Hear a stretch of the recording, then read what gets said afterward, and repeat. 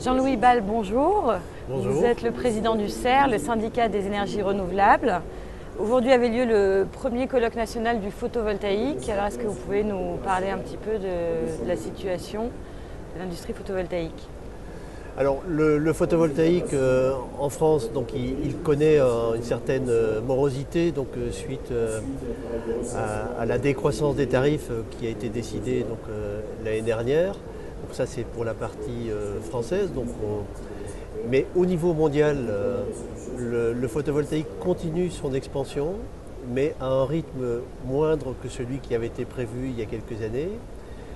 Et comme parallèlement, les Chinois en particulier ont investi assez lourdement dans des nouvelles capacités de production, on a aujourd'hui une capacité de production qui est à peu près double de la capacité du marché à absorber cette production.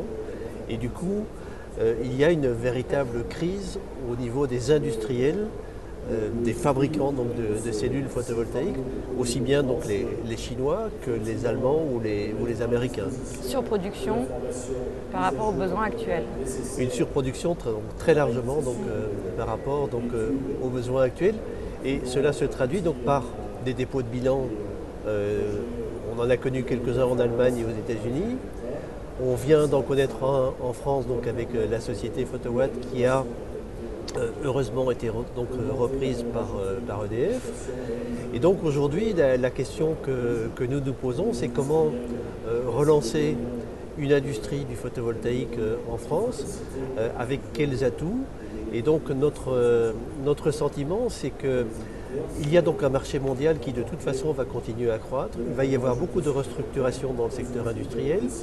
Et si nous voulons que les entreprises françaises se différencient par rapport à leurs concurrents asiatiques notamment, il faut qu'elles innovent, qu'elles se positionnent sur des technologies nouvelles, des technologies plus performantes. Nous avons en France deux grands instituts de recherche qui ont développé des nouvelles technologies aussi bien sur le silicium à haut rendement que sur les couches minces. Et donc voilà, ce qu'il faut faire maintenant, c'est entraîner nos entreprises sur le transfert de technologies depuis ces centres de recherche jusqu'à l'industrie. Et donc ce que nous demandons au pouvoir public, c'est une politique de soutien à ce transfert de technologies. Ça a déjà été amorcé avec les investissements d'avenir et les financements qui sont accordés par l'ADEME dans ses appels à manifestation d'intérêt. Une série d'entreprises de notre secteur en bénéficient. Et donc il faut continuer sur cette voie. Et c'est la condition pour que les entreprises françaises puissent participer à ce grand concert international que sera le développement de l'énergie solaire dans les années à venir. Je vous remercie.